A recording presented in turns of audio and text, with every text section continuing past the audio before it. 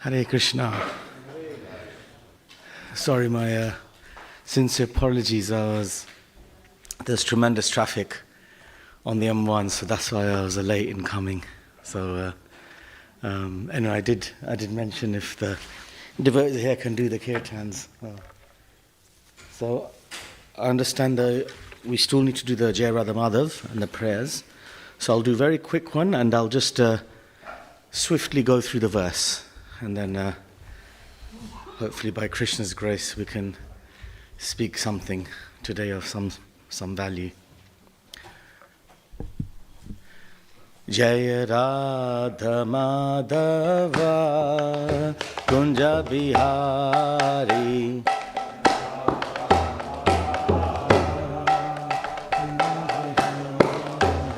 Jai Radha Madhava Kunja Bihari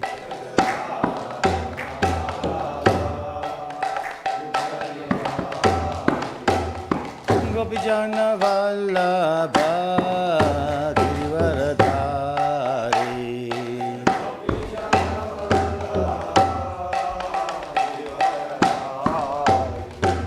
Gopijana Vallabha Givaradhari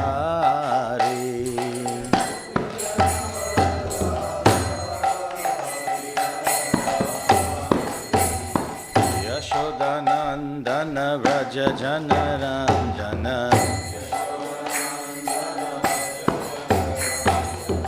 Yashodanandana Vraja Janaranjana Yamuna Tira Vanachari Yamuna Tira Vanachari Jaya Hare Krishna Hare Krishna Krishna Krishna Hare Hare Hare Rama Hare Rama Rama Rama Hare Hare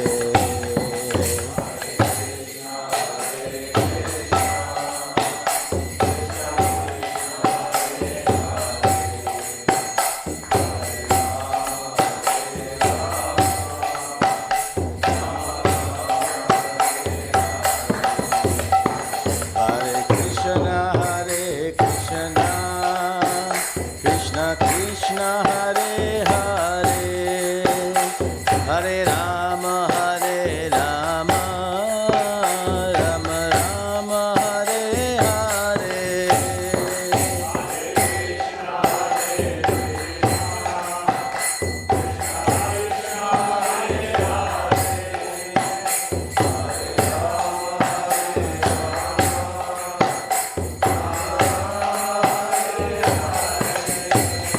Hare Krishna, Hare Krishna, Krishna Krishna, Hare Hare, Hare Rama, Hare Rama, Rama Rama, Hare Hare.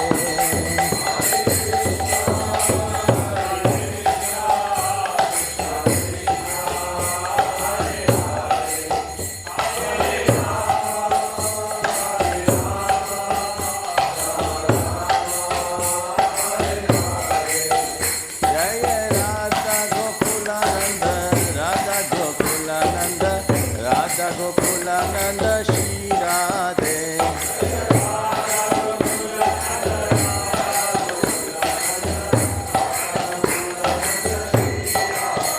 Jaya Sita Ram Hanuman Jaya Sita Ram Lakshman Hanuman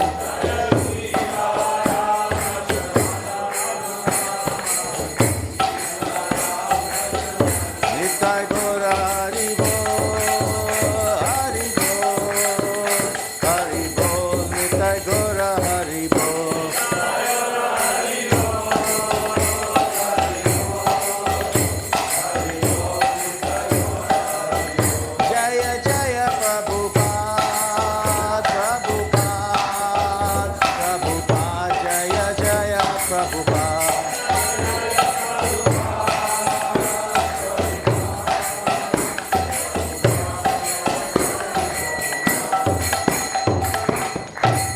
Jai Nitai Gaur Premanande. Hari Hari Bol.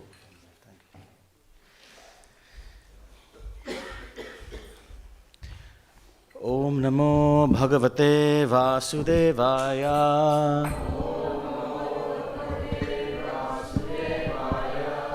Om Namo Bhagavate Vasudevaya.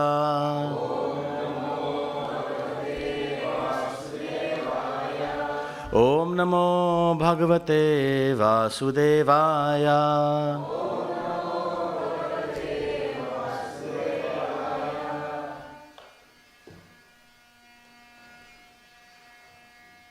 What does that say? Is that from outside? Oh, okay, fine. Fair enough.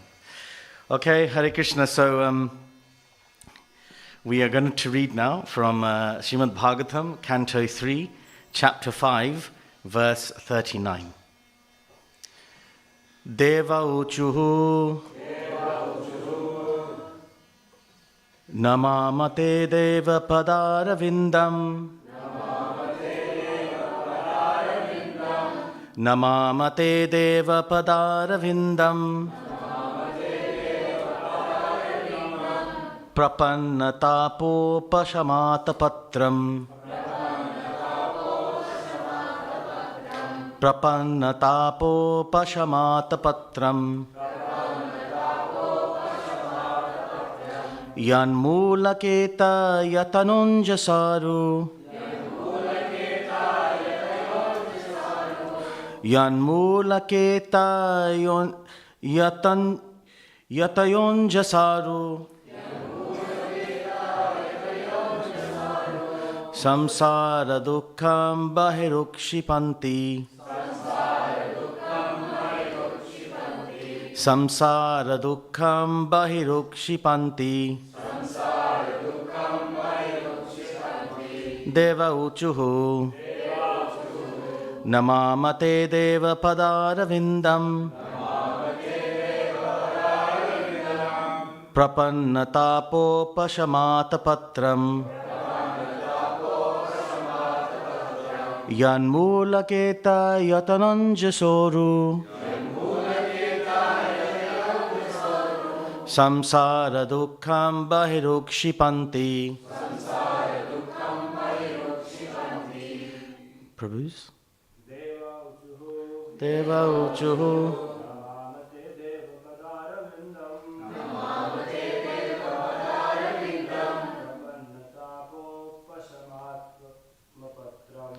prapannatapopashamatapatram yanmulaketa yatayunjasoru dukkam bahirukshipanti.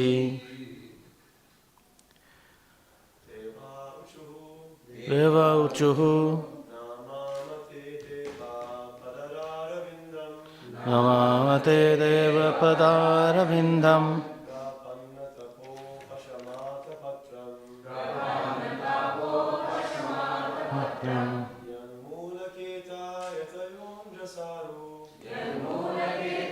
yatayunjasaru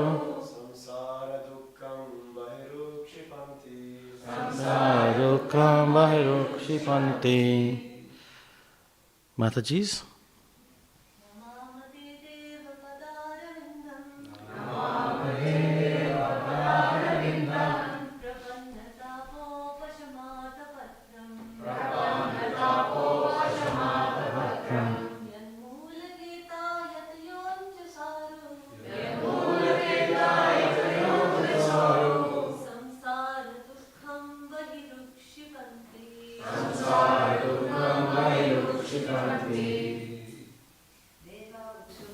Deva uchuhu namamate deva padaravindam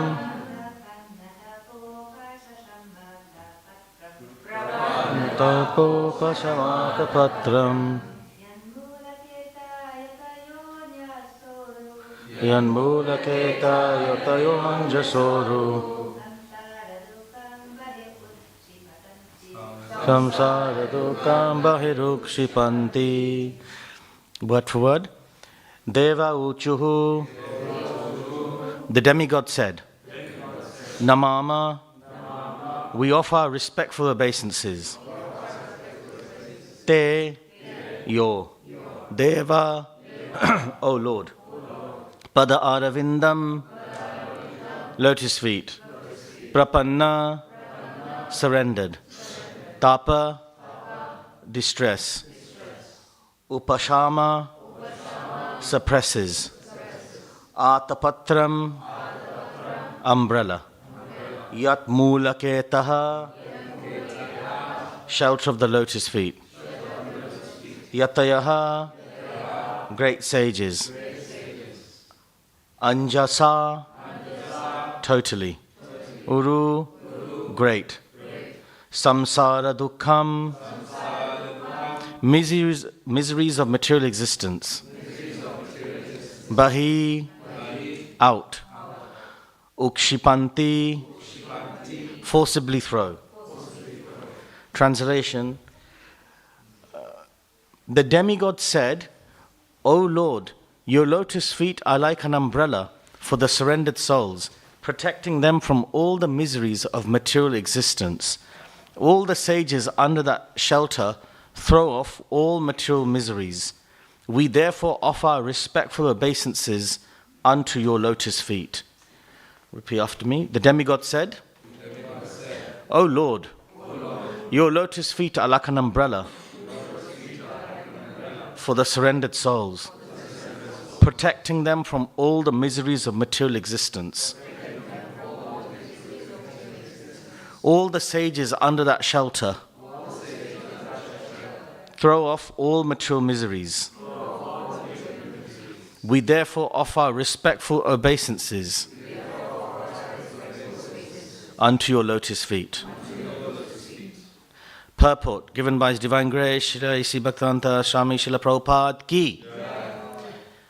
There are many sages and saints who engage in trying to conquer rebirth and all other material miseries, but of all of them, those who take shelter under the lotus feet of the Lord can completely throw off all such miseries without difficulty. Others who are engaged in transcendental activities in different ways cannot do so.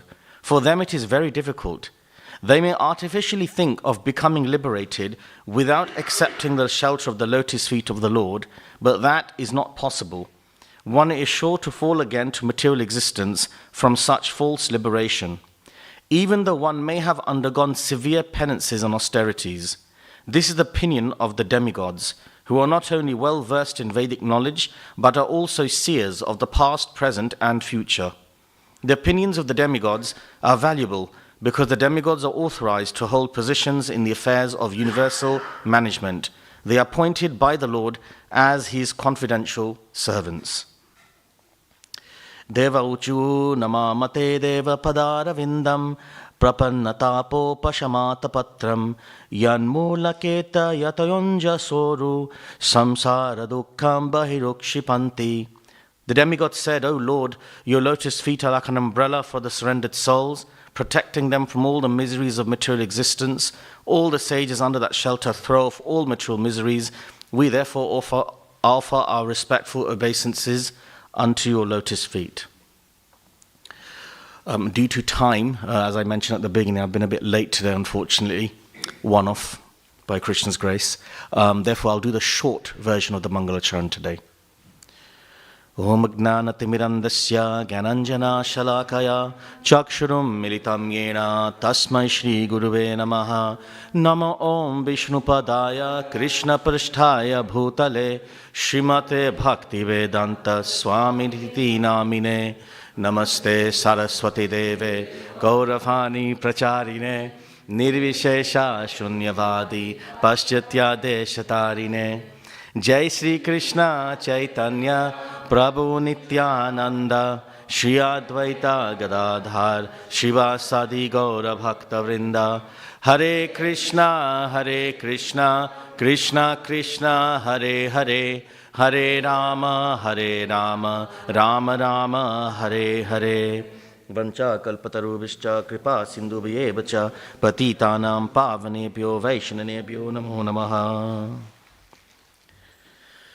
So I'd like to seek everyone's blessings, especially the seniors amongst us, that we can say something of value today on this verse. So we are continuing with the conversations between Vidura and Maitreya Rishi, and of course the wonderful questions that Vidura is asking, and then Maitreya Rishi is obviously responding to it as well.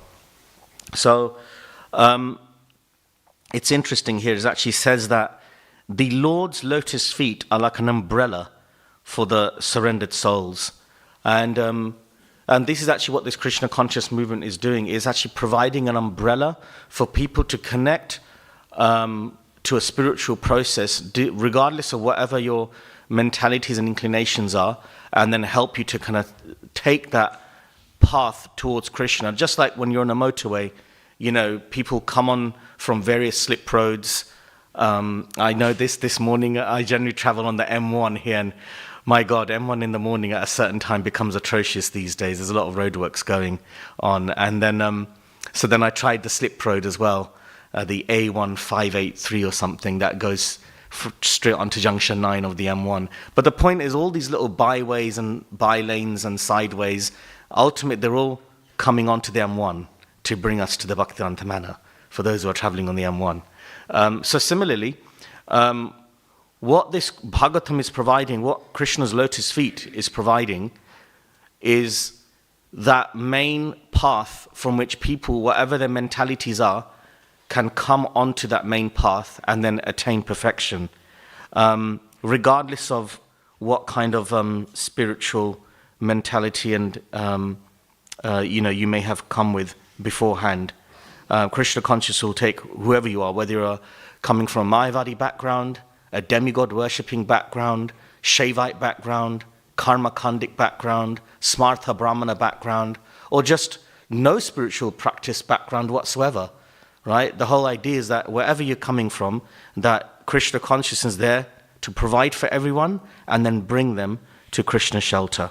We will talk a bit about that a bit more, because there's a wonderful verse that I'd like to share with you from the Chaitanya Charitamrita Adi Leela that pertains to this concept. Before that, I just want to also mention here that Prabhupada mentions at the bottom, the end of the purport, that this is the opinion of the demigods, who are not only well versed in Vedic knowledge but also seers of past, present, and future. And yesterday, of course, Radha Mohan Prabhu talked a lot about the demigods, so I'm not going to talk too much about that.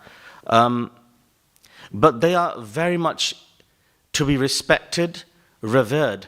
And of course, so many devotees in Krishna consciousness now are coming from a demigod worshipping background. There's also tremendous diversity amongst the demigods as well. Like, for example, in the Garga Samhita, it mentions that there are different expansions of Krishna. And some are called Amsa, and some are called Swamsa. These Swamsa expansions are the direct expansions of Krishna himself. They are otherwise known as Vishnu Tattva. They have the same properties and qualities of Krishna himself. Then there are those who are Amsa expansions, which are basically jivas, conditioned souls like you and me, so not on the same magnitude as Krishna, but they are still inheriting some of the qualities that Krishna has got to do their destiny and their purpose here in this material world. So a lot of the demigods, they fall in that category. In fact, all the direct expansions, the conditioned expansions coming from Krishna, they start off with the highest demigod of them all, which is Lord Brahma. Okay? Aside from that, there are also the Kala expansions. These are expansions of expansions. So that's why sometimes you might get bewildered, like how many incarnations and expansions of Krishna are there? There's actually innumerable ones, but there are also difference in gradations between them. And amongst the demigods, you'll see some are direct expansions of Krishna under the Jiva Tattva category. Then there are those who are expansions of expansions, which is known as the Kala expansions as well. Okay? And they, of course, take care of all the affairs of the universal government and everything that they're doing. And like what Radha Mohan Prabhu said yesterday, the level of competence and professionalism that they need to demonstrate in their duties it's actually beyond our comprehension. Their levels of powers is beyond our comprehension, and so is the level of their competence. Because if they make anything wrong, that could completely put the whole universe into imbalance. It's interesting. This morning I was just reading a verse, not this verse, a different verse, part of one's daily reading, shall we say, in Srimad Bhagavatam. And in it, it's actually said here, Prabhupada is saying here, this is from Canto 4, Chapter 18, Verse 4. This is when Prithu Maharaj is milking the earth planet. We'll come to that, I'm sure, in a few months' time. And Prabhupada is saying that what is he saying? He's saying the word avaraha, meaning inexperienced, is very significant in this verse. Every conditioned soul is inexperienced. Everyone is abhodha jata, born a fool and rascal. In democratic government at the present moment, all kinds of fools and rascals are making decisions. But what can they do? What is the result of their legislation? They enact something. I thought this is very pertinent what Prabhupada says here. They enact something today just to whimsically repeal it tomorrow. And for those of you who have ever followed politics right now, the modern age, you'll see this, right? Whether it's elections in this country, in America, in India, or whatever it is, you'll see this happening, right? Well, so they enact something today just to whimsically repeal it tomorrow. One political party utilizes the country for one purpose, and the next moment, another political party forms a different type of government and nullifies all the laws and regulations. This is the process of chewing the chewed. Now, of course, this is Prabhupada is talking in respect to our modern day earthly governments. Now imagine if that was to be done, if that kind of whimsical changing of rules and regulations was done amongst the demigods on a higher level. Imagine what kind of chaos that would be causing for us. But they don't do that. They actually are they take their services very seriously, and they do take it as a service because Prabhupada also mentions they are natural devotees. They are not what you call career politicians, which is a very kind of like the modern phenomenon where you make a career out of being a politician. In the olden days, even on the earth planet, people would be politicians out of a sense of destiny. Like, this is my calling, that I need to serve the people in this way. I don't know, I mean, maybe some are still like that, don't get me wrong, but a lot of it could be they're just using the political system to milk what they can. Okay, so therefore we can see this, that in the demigods, they are excellent at what they do. They are natural devotees. They actually oversee us on a macro level, that is the whole workings of the cosmos, but even on a micro level as well. There are demigods in charge of every single function of our body, right? All the way from the power of speech, to the power of blinking our eyes, even to the power of evacuating. I mean, it's in the Bhagavatam, they talk about the Mitra, right? They in charge, this demigod is in charge of the evacuation. Imagine if those demigods decide to kind of not do their duty. Imagine then you can't blink. How horrible would that be, that you can't blink anymore, And then the eyes will dry up and things. Jai Shri Shri Radha Gokulananda ki, Sitaram Lakshman Hanuman ji ki, Shri Shri Gaur Nitai ki. So these demigods, they take charge of even the intimate things that we do. Imagine you cannot evacuate. Imagine what kind of diseases that will cause in the body. Horrible, horrible. So we have lots to thank the demigods for. At the same time, and I know that a lot of people, in the olden days, demigod worship was very prevalent all around the world. Whether you call it pagan worship or this kind of nature, elemental worship, but nature worship. When you're worshipping nature, you're worshipping a certain manifestation of nature, but there is some demigod behind that manifestation who's actually making that nature work in that way. So whichever way you look at it, demigod worship has been very prevalent. Of course, we know that in the Bhagavad Gita, Krishna says that those who worship demigods are also known as alpamedasa. They are people of small intelligence. Yes, that is true, but we need to now contextualize it. Prabhupada also mentions that demigods should be 100% respected. In the initial days when ISKCON was being developed, there was a mood of neglecting demigods or let's say, looking down, derisive of demigod worship. But Prabhupada is very clear that, even when you go past a demigod temple, In the West, you may not find that so much, but at least in the East, when you go to India and places like that, you may come across demigod temples. You definitely will. Even when you go to the Holy Dhams, one should pay obeisance there at these demigod places. One should then also pray to them to help you to develop your connection to Krishna. And that's the key thing here. A lot of people, when they worship demigods, initially, yes, demigod worship is often seen as like a business transaction, that we're there to just kind of like, get something from them for what we want. But if you look at a lot of people that worship demigods, they end up developing a lot of bhakti for them. In fact, dare I say, there's a lot of demigod worshippers who have more bhakti for their chosen demigods than maybe devotees may have for Krishna, right? Now, so does that mean that bhakti has gone to waste? No. What Krishna does is he then guides that person who worships a certain demigod to then channel that bhakti towards Krishna. And that is what the demigods themselves are happy for their devotees to do. For them, that's a success that, my devotee is now connecting to Krishna. Okay? So, this is why we have so many people coming from demigod worship to Krishna's lotus feet. Okay, so, but they are still fallible beings. They are still fallible beings. Their places that they oversee are also fallible.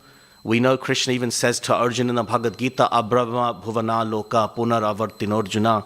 Every single planet in this material world, from the highest to the lowest, are all places of misery.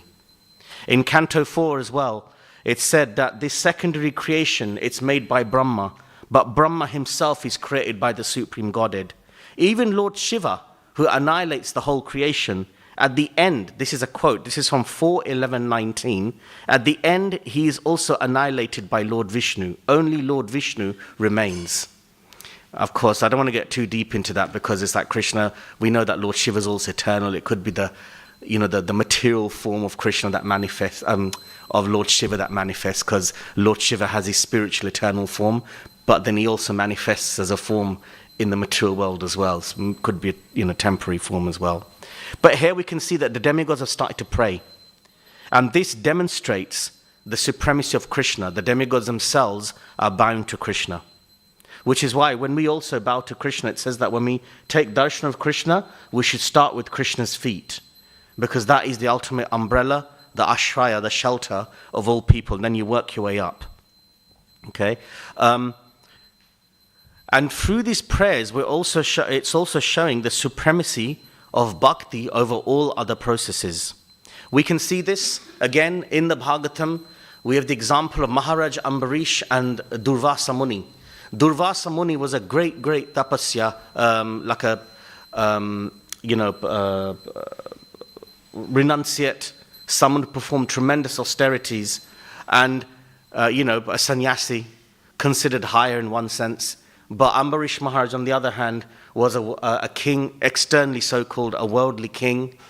But when it came down to the conflict between them, we saw that it was Ambarish Maharaj who won. How did he win? Because he's the one that demonstrated self-control. Durvasa Muni was the one that lost his composure, even though Ambarish Maharaj was externally on a lower level. But he wasn't on a deeper level because he was a bhakta. He engaged all his services in Krishna's service, thinking of Krishna, and engaging his hands in Krishna's worship. Whereas Durvasa Muni was more of a kind of like a meditator, doing dhyana yoga, but not necessarily like a full-on bhakti there as well. So, and we can see there's many other examples of this as well, of where the devotees demonstrate how they are higher than the non-bhakta yogis, shall we say. Okay. It should also be understood here that a lot of the sages and saints who try to conquer the material miseries, they might do it through other ways, and often, especially those who are coming from an impersonalistic background, they try to shut themselves off from the world. But in Canto 4, it's said that actually sages and saintly persons and devotees are not unconcerned with people's welfare. In other words, a bhakta, he will do his sadhana, his tapasya, but he won't shut himself off from the world. He will do whatever he can to help the people around him, to bring them to Krishna's lotus feet as well. In fact, recently I was listening to a class where it said that a devotee was asking, how do I purify myself? And the person actually said, you purify yourself by preaching. If you you don't need to go to a mountain or a hermitage, and do your own tapasya by yourself. If you really want to get purified, try to spread Krishna consciousness in society. You'll see how difficult that is. And then you'll see all the purification will come for you. So devotees are the highest because not only do they have Krishna's lotus feet, but they're trying to also share that with everyone around them as well. I'll just share something. This is a very beautiful verse. This is from Adi Leela, chapter 4, 165. I'm sure some of you may have heard this verse before. It says, Atmendriya pritivancha tare bolikam, Krishnandriya priticha dhare premanam. So the desire to satisfy one's senses is called lust, but the desire to satisfy the senses of Krishna is called love. So I'm just going to pull up the purport because there's one beautiful part of this purport which I thought is very relevant for this.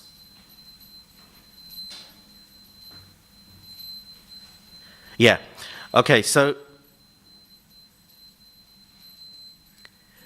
is in the purport. Prabhupada mentions this. All the regulative principles in the Vedas pertaining to desires for popularity, fatherhood, wealth, and so on are different phases of sense gratification.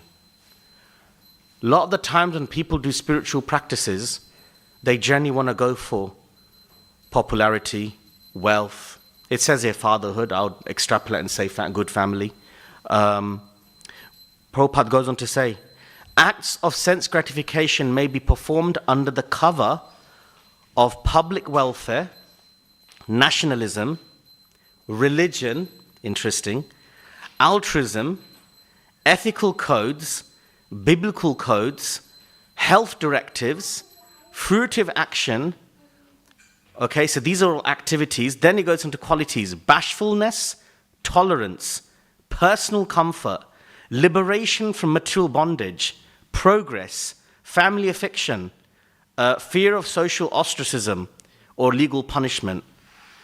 All of these, if you think about a lot of what, if you look at great people in the world who you appreciate for the austerities they've done, historical personalities and figures, a lot of them would probably be classed under these categories here. But Prabhupada, he's not messing about here. He says straight away, all these categories are different subdivisions of one substance, which is sense gratification. All such good acts are performed basically for one's own sense gratification. For no one can sacrifice his personal interest whilst discharging much advertised moral and religious principles. So now when you look at here, if you look at this purport in the verse in question, many sages and saints trying to conquer rebirth or even trying to conquer the material miseries, they will fail if you don't take shelter of the Lord's lotus feet. You can do these penances and austerities for social welfare, health, trying to teach the world, trying to develop different projects. But it's not just even social stuff. Look at what Prabhupada says here.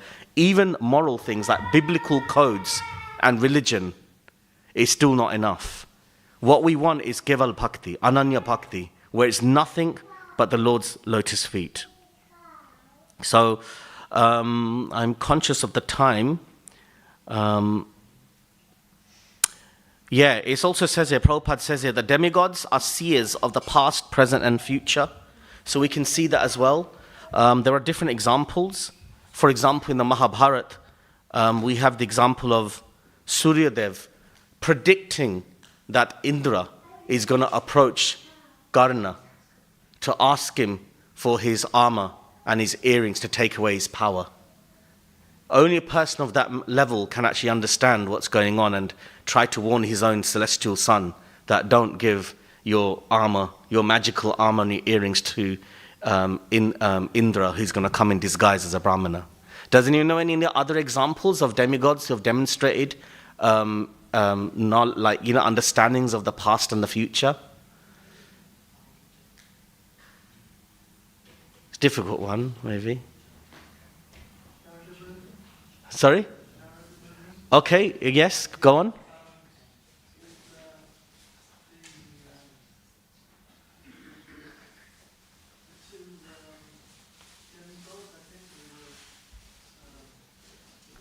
Oh, Nalakurera and Hayagriva.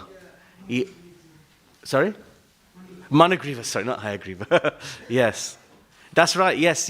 In the two boys, the Gandharva boys, who then obviously insulted Narad Muni. And Narad Muni then predicted that, I'm going to curse you as trees now, but in the future, you will be liberated by Lord Krishna himself, which then gave rise to the Damodar Leela.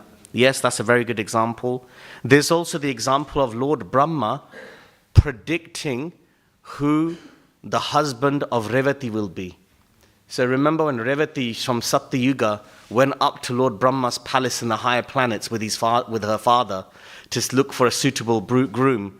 And Lord Brahma said, by the time you go back down, the yugas will have passed and there'll be Lord Balaram there who will be your husband. Right? But then they also can predict previous things as well, like Ganga Devi. Ganga Devi, when she had the knowledge that the 8 Vasus will then take birth as her own sons, and she knew that her role was to then immediately, as soon as they come, to liberate those boys from the material bodies so they can go back to their celestial realms, except for the 8th one who stayed on, who obviously became Bhishma Dev. So the demigods, their knowledge of the world and how it works is much more high than ours. But even they themselves are prostrating themselves before Krishna. So if they can do that, who are we? So therefore we should definitely take lessons from that to make sure that we are doing the same thing. In the Ishopanishad, it's also said, and I'll finish on this point, in the Ishopanishad, it's also said that better than impersonal... No, it says that when people worship demigods, this is text 8, I believe. When people worship demigods, they go into darkness. But even more so do the impersonalists. So in other words, if you focus on just worshipping demigods, as great as they are, but if you consider the demigods to be your sole focus, eventually at some point it's going to just lead you into darkness. Why? Because this material world is a place of darkness. The only reason we have light in this world is because obviously, the sun is there to give the light. Otherwise it's literally a dark place, right? But the whole point is that the demigods, you can worship them and worship them and worship them life after life, but you're still going to be trapped in this place. But at least that's still better than being an impersonal worshipper. Right? Why, this is from Ishopanishad. Why is it better to be a demigod worshipper than an impersonalistic worshipper? Because both are keeping you in the darkness. Any ideas? Yes, Ruben Prabhu. Oh, I'll go with Prabhuji and then, yeah.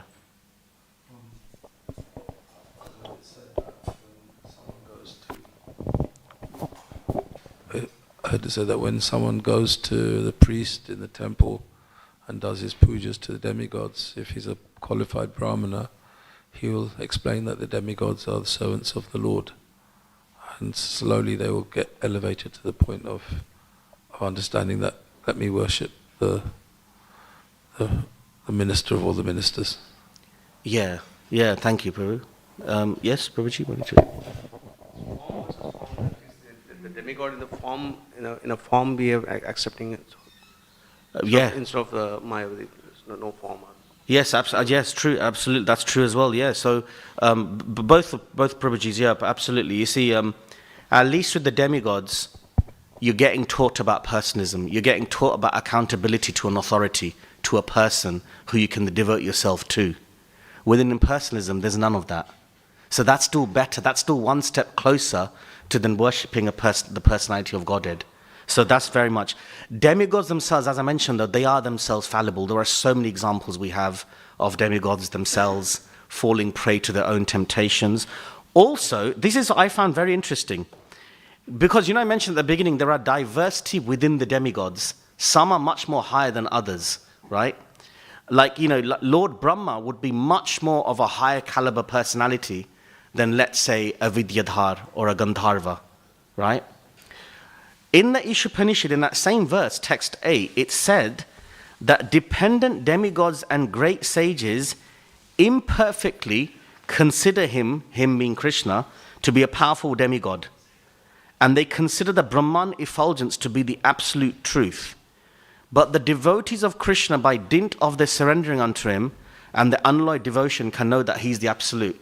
So this is interesting. That means there is a possibility that even amongst demigods, there could be some philosophical misconceptions. Maybe not the higher level demigods, but at least some of them, because Prabhupada is saying here in the purport that a lot of great sages and dependent demigods imperfectly may consider Krishna to be a demigod himself, which I thought was telling as well.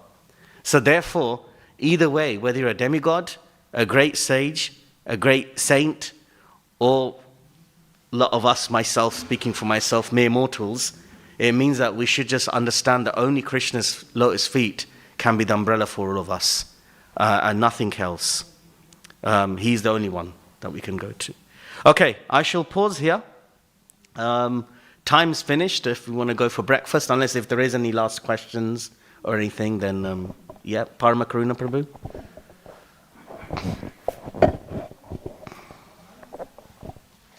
Thank you, Prabhu, for the class. We hear regularly that we should be at the feet of the Lord, lotus feet of the Lord, or we should take shelter of the lotus feet of the Lord, or the devotees are at the lotus feet of the Lord, or the spiritual master. What does it mean to be at the lotus feet of the Lord, or to take shelter of the lotus feet of the Lord? What does it mean that the devotees or the spiritual master is at the lotus feet of the Lord?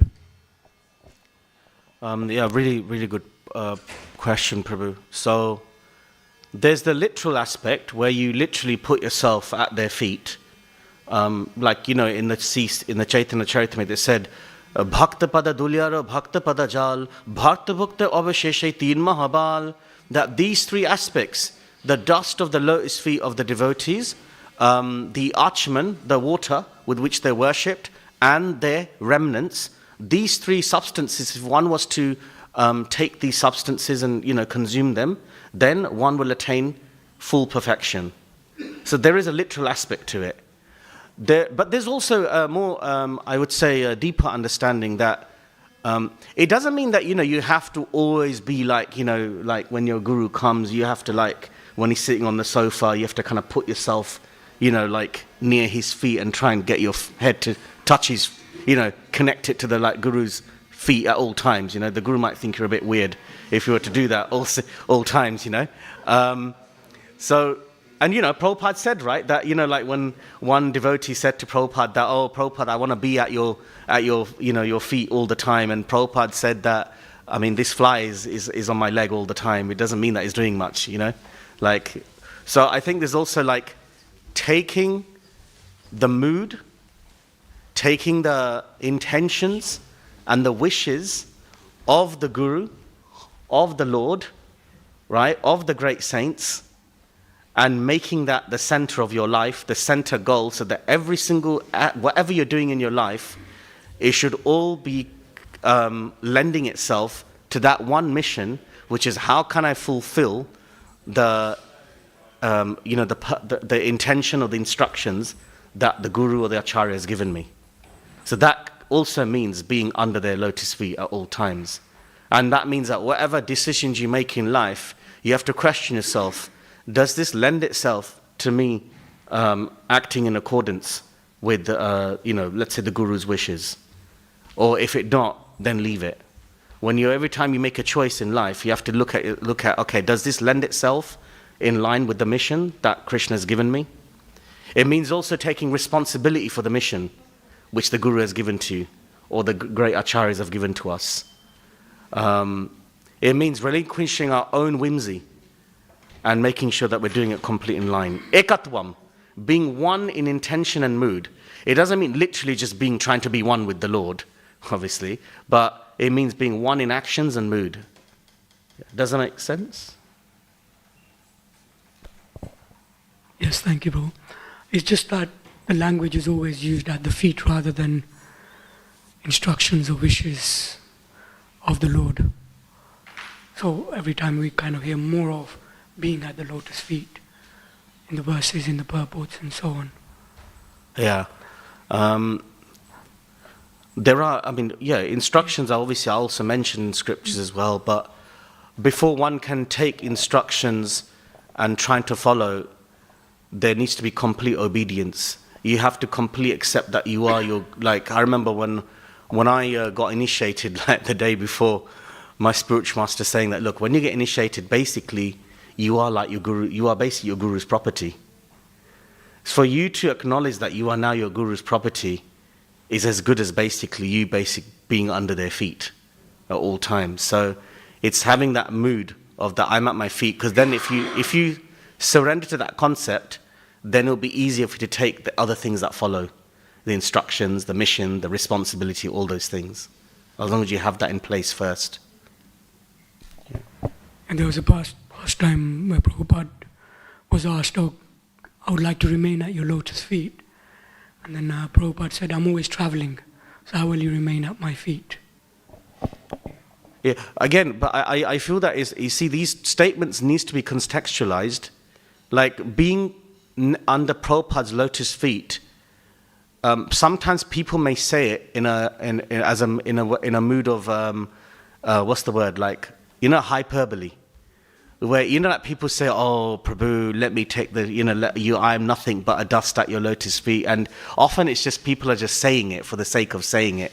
And in devotee circles, often people do this, right? Like they do the humility talk, but actually what is real but in actual humility is like, it's not always like that external display. It's actually, are you seriously going to take the guru's instructions? Like often it's not about being like sometimes we might fall into the trap of being a fan of Srila Prabhupada, being a fan of the guru, whereas what the guru wants is for you to be a follower. There's a difference between being a fan and a follower, right? So I think that's why we have to take the spirit of the statement and not just the externals of it. Yeah. Yes, Prajana Prabhu?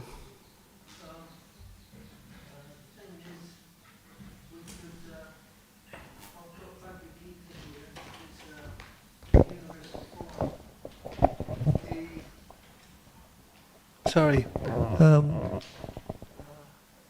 He talks about demigods. It says here in chapter 11, this text 32, the Supreme Personality of Godhead said, "Time I am, the great destroyer of worlds. I've come here to destroy all people, with the exception of you, the Pandavas. All of the soldiers here on both sides will be slain. Therefore get up and prepare to fight. Win glory, conquer your enemies, enjoy a flourishing kingdom. They are already put to death by my arrangement, and you, O Sattva Yasi, can be but an instrument in my fight." He says, therefore get up and kill them. Do not be disturbed. Simply fight, and you will vanquish all your enemies in the battle. After hearing these words, Sanjaya said, the God, personality of Godhead, offered obeisances and folded hands. You fearfully spoke to the Lord as in a faltering voice. Arjuna said, O Master of the senses, The world has become joyful by seeing and hearing your joyful name. Hare Krishna, Krishna Krishna. Become attached to you. All perfection beings, they offer you their respective homage. The demons, they're afraid, they flee. And all this is rightly done. O Great One, greater than Brahma. Oh yeah, why should they not offer obeisances unto you, O limitless One, the God of gods, refuge of the universe? You are invincible. You are the cause of all causes. You are the original personality of Godhead. I therefore take, what is it? You are the knower of everything. You are all that is knowable. You are the supreme refuge of all above the material modes. O limitless form, you are the air, the fire, Brahma, the living creature. I therefore offer you all respected obeisances, front and back, unbounded power.